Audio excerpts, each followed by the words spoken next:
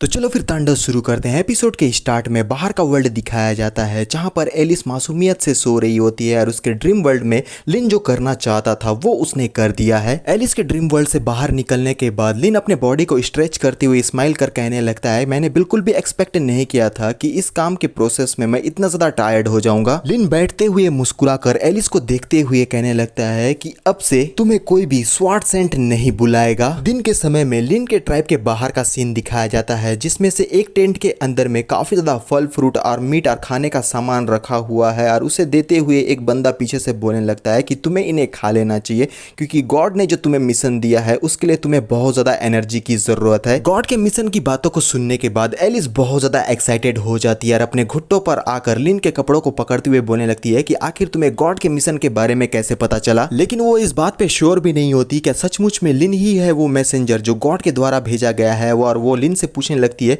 क्या तुम ही वो मैसेंजर जो गॉड ने मेरे लिए भेजा है। लिन मुस्कुराते हुए एलिस को शांत कर कहने लगता है कि ये गॉड का विल है जिसे ऐसे ही हम लोगों के सामने में रिवील नहीं कर सकते। लिन को देखते हुए एलिस अपने मन में कहती है, क्या यही वो मैसेंजर है जिसके बारे में गॉड ने मेरे ड्रीम में आकर मुझे बताया था। आखिर एक गॉब्लिन एक मैसेंजर कैसे हो सकता है। लेकिन फिर भी अगर गॉड ने एक गॉब्लिन को एक मैसेंजर के तौर पर चुना है तो इसके पीछे जरूर कोई उनका मकसद होगा। अब लिन इस जगह पर से जाने लगता है और पीछे के तरफ से चिल्लाकर एलिस बोलने लगती है कि रुको, अब मुझे आगे क्या करना है। और लिन आगे बढ़ते हुए कहने लगता है कि जब समय आएगा तब मैं तुम्हें बताऊंगा कि तुम्हें क्या करना है। अब सीन जंगल के बीचों बीच का दिखाया जाता है जहां पर से कोई बोलने लगता है कि अभी तो मेरा लेवल सिर्फ 60 है और मेरा टोटल पावर 1000 भी पार नहीं कर पाया। और ये होती है हमारी इफ्रिया जिसका पूरा बॉडी कांप रहा होता है ट्रेनिंग की वजह से। और उसका स्टेटस विंडो कुछ इस प्रकार से है, लेवल है 60, रेस है human, class holy nun, title है servant of God, secret body, monster hunter, hero, total power 980। और इफ्रिया लिन से कहती है कि मेरे लॉर्ड, मैं आपसे माफी चाहती हूँ, मैं अपने आप को इम्प्रूव करने के लिए बहुत ज्यादा मेहनत करती हूँ लेकिन फिर भी मैं अपने आप को ज्यादा इम्प्रूव नहीं कर पाती। इफ्रिया के सर पर अपना हाथ रखते हुए लिन मुस्कुरा कर कहने लगता है कि इफ्रिया मुझे बताओ कि आखिर तुम कब से मैजिक के बारे में स्टडी कर रही हो। और इफ्रिया कहने लगती है, मैजिक की प्रैक्टिस मैं सिर्फ 1 सालों से ही कर रही हूँ और एक्सपीरियंस गेन करने के लिए मैं अपने सीनियर्स के साथ में आई थी लेकिन फिर भी मैं ज्यादा कुछ लर्न नहीं कर पाई। और लिन मुस्कुरा कर कहने लगता है, अगर ऐसे ही बात है तो तुम्हारा जो टैलेंट है ना वो बहुत ज्यादा इंप्रेसिव है और इसे बिल्कुल भी वेस्ट नहीं किया जा सकता। सीन शिफ्ट हो जाता है जहां पर हम लिन को देखते हैं और उसने अपने ट्राइब के लोगों को अपने सामने में इकट्ठा कर दिया है और वो चिल्लाते हुए कहने लगता है कि ग्रेट टॉम से कुछ 100 किलोमीटर की दूरी पर एक सिटी है जिसका नाम है क्लीनबर्ग और उस सिटी के अंदर में हम लोगों को ट्रेजर, वुमेन और बहुत सारा अच्छा खाने का सामान मिलने वाला है। जिसे सुनने के बाद ये सारे लोग बहुत ज्यादा एक्साइटेड होते हुए कहने लगते हैं कि हाँ, हमें ये सारी चीजें अपने लिए चाहिए। फिर लिन अपने हाथ को उठाकर अपने लोगों से कहने लगता है कि बहुत बढ़िया, तो जल्दी से अपने गियर्स को तैयार कर लो क्योंकि हम जल्द से जल्द उस और आगे बढ़ेंगे। नीचे की तरफ से लिन के ट्राइब के लोग चिल्लाते हुए कहने लगते हैं कि बॉस, हम आपकी इस इच्छा को जरूर पूरी करेंगे, तो चलो हम जल्दी से उस क्लीनबर्ग सिटी के तरफ आगे बढ़ते हैं। लिन इफ्रिया की तरफ आगे बढ़ते हुए कहने लगता है कि लोग मुझे बता रहे हैं कि क्लीनबर्ग सिटी का जो लॉर्ड है वो व्हाइट हेट मैज है, मतलब कि सफेद टोपी का जादूगर। वहां पर कई सारे मैजिक्स बुक्स रखे हुए हैं, तो तुम मेरे साथ में बनी रहना क्योंकि मैं तुम्हें अपने साथ उस जगह पर ले जाऊंगा जहां पर तुम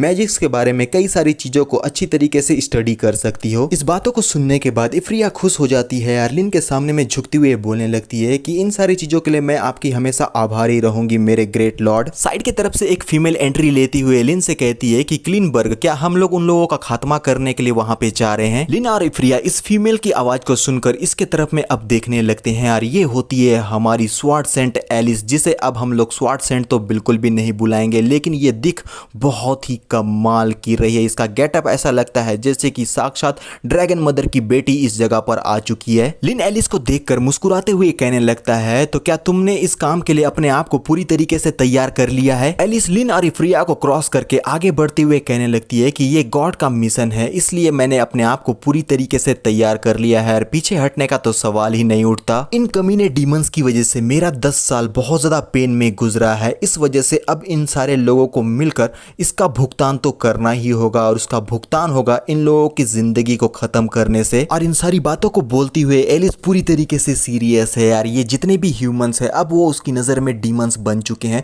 और एलिस अब इन सब का खात्मा करने के लिए अपने आप को भी पूरी तरीके से तैयार कर चुकी है। सीन कुछ समय बाद का दिखाया जाता है जहां लिन अपने ड्रैगन पर सवार होकर क्लीनबर्ग सिटी के ऊपर में मंडरा रहा होता है और इन सारी जगहों का निरीक्षण कर रहा है है अपने गोस्ट गॉब्लिन के साथ मिलकर। लेकिन लिन के सारी बातों से अनजान क्लीनबर्ग सिटी के ये जितने भी लोग रहते हैं वो महल के सामने में इकट्ठा होकर किसी प्रकार का कोई सेरेमनी मना रहे हैं, क्योंकि यहाँ पर बहुत ही भारी मात्रा में भीड़ इकट्ठा हुई है। गोस्ट गॉब्लिन कंफ्यूज होकर लिन से पूछने लगता है कि बॉस आखिर ये सारे लोग महल के सामने में इकट्ठा क्यों हुए हैं। लिन सामने देखते हुए गोस्ट गॉब्लिन को रिप्लाई कर कहने लगता है कि इन सारी चीजों को देखने के बाद मुझे ऐसा लगता है कि ये क्लीनबर्ग सिटी के ये जो लोग हैं ना वो किसी प्रकार का कोई सेलिब्रेशन कर रहे हैं। फिर साइड में मुड़कर गोस्ट गॉब्लिन से कहने लगता है कि तुम वापस कैंप में चले जाओ और मेरे नेक्स्ट ऑर्डर का इंतजार करो, मैं और ज्यादा इन्वेस्टिगेशन करने के बाद वापस आता हूँ। और गोस्ट गॉब्लिन कहने लगता है कि बॉस ठीक है, मैं आपकी बातों को समझ गया। अब क्लीनबर्ग सिटी के अंदर का सीन दिखाया जाता है जहाँ पर दो मेज एक दूसरे से मिल रहे होते हैं और इनमें से एक तो है व्हाइट हेड मेज और दूसरा है पर्पल हेड मेज। और ये ओल्ड मेज है क्लीनबर्ग सिटी का लॉर्ड व्हाइट हेड मेज क्लीन, जिसका एज है 80, और ये लड़की है न्यूली अपॉइंटेड क्लीनबर्ग सिटी लॉर्ड जो कि है पर्पल हेड मेज, जिसका नाम है एवरिल और एज है 16। मेज क्लीन एवरिल के हाथों को पकड़कर खुश होते हुए कहने लगता है कि अब से मेरी ग्रैंड डॉटर एवरिल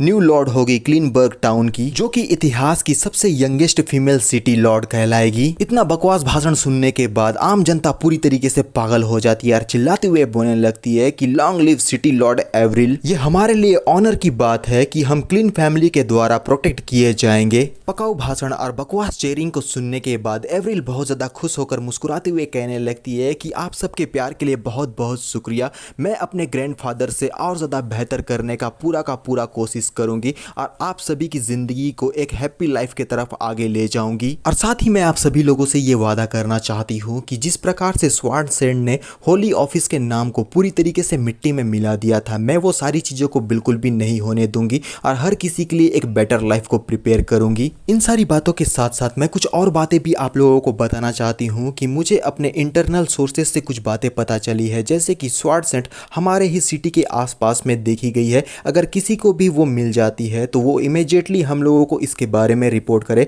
क्योंकि मैं पर्सनली जाकर स्वार्डसेंड को चर्च को डिलीवर करूंगी ताकि स्वार्डसेंड को उसका पनिशमेंट मिल सके, जिसके बाद पूरे नेशन को आंसर मिल जाएगा। और इस भड़काऊ भाषण को सुनने के बाद आम जनता पागलों की तरह चिल्लाते हुए कहने लगती है कि हमें आपकी बातों पर पूरा यकीन है लेडी एवरिल, आप हमारी सिटी की लॉर्ड है, आप केपेबल है स्वार्डसेंड को पकड़ने के लिए, आपकी उम्र बहुत ज्यादा लंबी हो, मैं तो मिस एवरिल का डॉग बनना चाहता हूँ, आपकी उम्र बहुत ज्यादा लंबी हो। इस तरीके से कई सारी बकवास बातें। एक्स सिटी लॉर्ड क्लीन खुश होकर बोलते हैं कि बहुत बढ़िया, तुम अब अपने ऑफिस को टेक ओवर कर सकती हो। मैं ये देख पा रहा हूँ कि क्लीनबर्ग सिटी के लोग और एम्पायर के लोगों के लिए तुम बहुत ज्यादा केयर करती हो, जैसा मैंने एक्सपेक्ट किया था अपनी ग्रैंड डॉटर से, तुम बहुत ज्यादा अच्छी हो। और इन सारी चीजों को बड़े ही ध्यान से लिन अपने ईगल आई के थ्रू देख रहा होता है। फिर कहता है कि समय के साथ में हम लोगों को आगे बढ़ते रहना चाहिए। मैंने बिल्कुल भी एक्सपेक्ट नहीं किया था कि क्लीनबर्ग का जो न्यू सिटी लॉर्ड है ना, उसने आते ही इस बात को डिक्लेयर कर दिया है कि सबसे पहले वो स्वार्डसेंड को कैप्चर करेगी। लिन इस बात को बहुत ही अच्छी तरीके से जानता है कि एलिस के साथ में कोई भी आसानी से खिलवाड़ तो नहीं कर सकता, इस वजह से उसके चेहरे पर एक डेविल सी स्माइल आ चुकी है।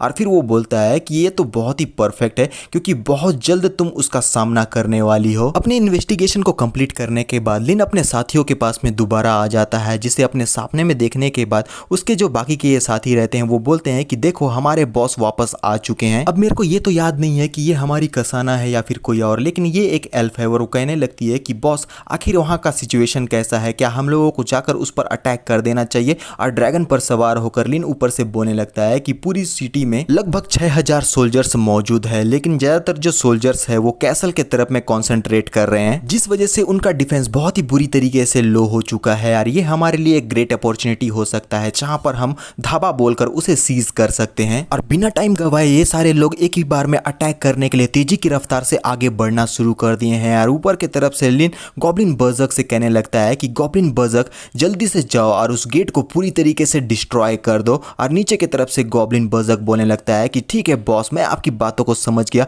और ये लोग बहुत ही तूफानी रफ्तार से आगे की तरफ में बढ़ने लगते हैं और हम लोगों को दिखाया जाता है क्लीनबर्ग सिटी के तरफ में आगे बढ़ते हुए गॉब्लिन बर्जर्क और कुछ गॉब्लिन्स मिलकर ये जो बड़ा सा पेड़ का टुकड़ा है उसे लेकर उस गेट के ऊपर में मारने के लिए तेजी की रफ्तार से आगे बढ़ रहे होते हैं। और उनके पीछे में मौजूद है गॉब्लिन की एक बहुत ही बड़ी विशाल सेना, जो कि पागलों की तरह अब इन ह्यूमंस के ऊपर में अटैक करने वाली है। और ये सारी चीजों को देखने के बाद ये जो सिटी के गार्ड्स रहते हैं वो किले के ऊपर में चढ़कर बोलने लगते हैं कि ये बिल्कुल भी ठीक नहीं है, क्योंकि ये जितने भी गॉब्लिन्स है वो सारे के सारे घुसपैठ करने की कोशिश कोशिश कर रहे हैं और दूसरा वाला बंदा बोलता है कि जल्दी से जाकर हम लोगों को सिटी लॉर्ड को इसके बारे में इन्फॉर्म कर देना होगा। लेकिन इस बड़े दीवार के नीचे में जो कुछ गार्ड कर रहे बंदे होते हैं उनके ऊपर में यहाँ पर गॉब्लिन्स ने अटैक कर दिया है, जिस वजह से 2 गार्ड बहुत ही बुरी मौत मारे जा चुके हैं। और इसी के साथ हमारा ये जो पार्ट है वो यहीं पर खत्म होने वाला है। पता नहीं आगे क्या होने वाला है, लेकिन जो कुछ भी होने वाला है वो बहुत ही ज़्यादा मज़ेदार है। क्या सचमुच में एवरिल हमारी स्वॉर्ड सेंट एलिस का सामना कर पाएगी या फिर एलिस